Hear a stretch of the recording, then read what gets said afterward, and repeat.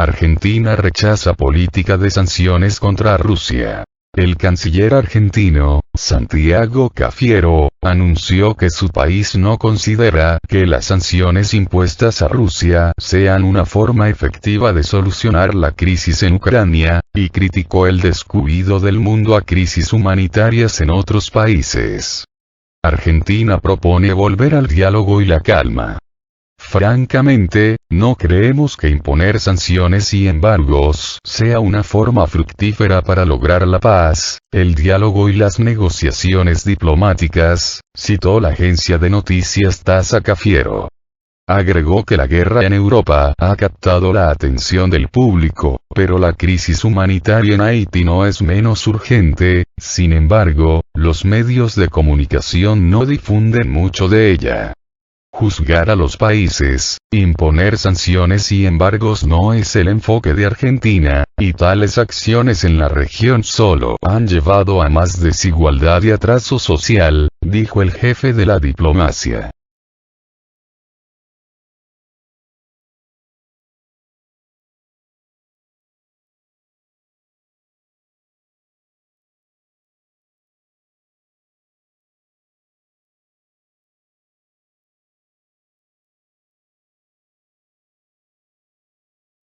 La estocada final a la globalización.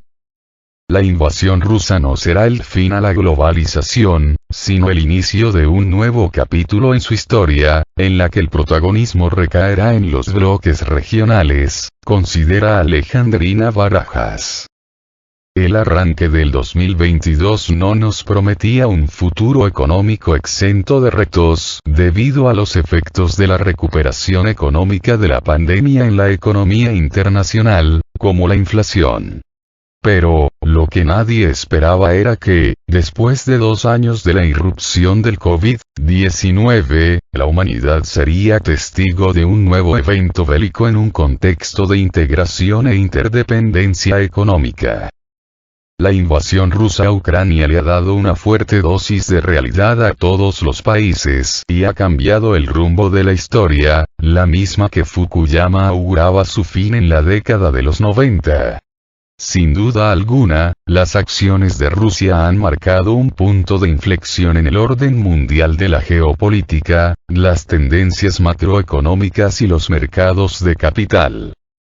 Si bien el cuestionamiento a la globalización había detonado ya con fuerza por la crisis financiera y económica del 2008-2009, conocida como la Gran Recesión, y había sido debilitada por el triunfo de Trump y la guerra comercial entre Estados Unidos y China, el inicio de la agresión rusa y la respuesta que ha tenido Occidente ante esto plantea un cambio estructural en las dinámicas de la economía internacional.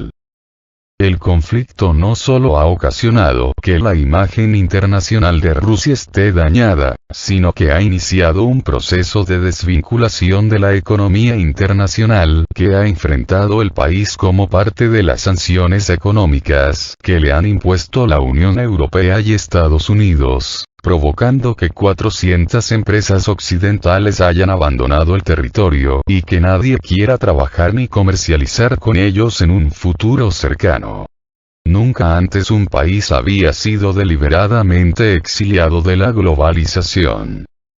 La guerra comercial entre China y Estados Unidos y la aparición del COVID-19 llevó a los países y empresas a evaluar sus procesos de manufactura y las cadenas de suministro, ocasionando que mecanismos como el nearshoring, localizar la producción en países cercanos, se convirtieran en una estrategia prioritaria de las empresas.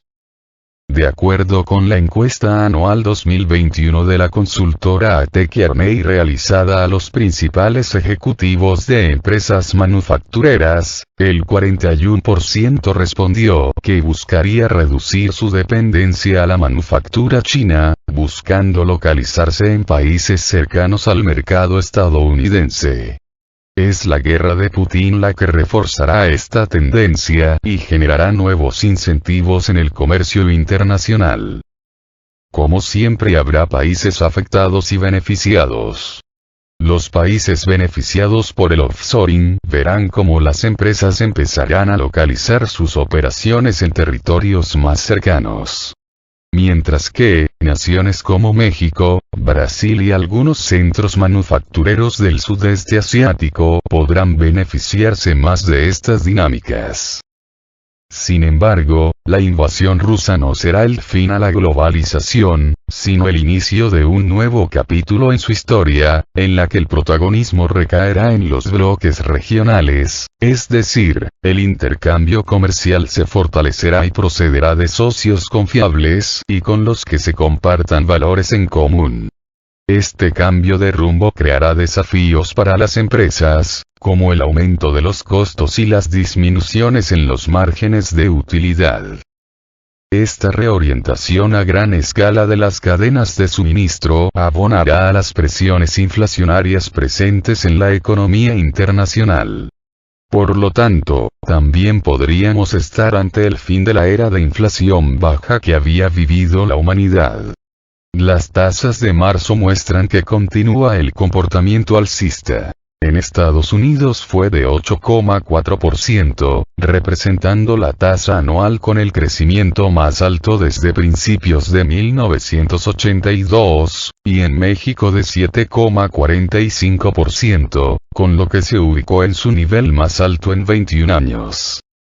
Esta nueva realidad de inflación alta traerá consigo dilemas en la política monetaria y en la parte social, ya que las personas empiezan a percibir que su ingreso no alcanza para el consumo habitual. Este nuevo contexto económico y social que sigue en desarrollo requerirá de liderazgos económicos y políticos resilientes, ya que además de comprender y abordar los cambios estructurales a largo plazo que han generado la pandemia y el conflicto de Rusia con Ucrania, también deberán de prever las implicaciones de la inflación, el cambio climático y la transición energética. Sin duda alguna, nos esperan tiempos de grandes retos y evoluciones.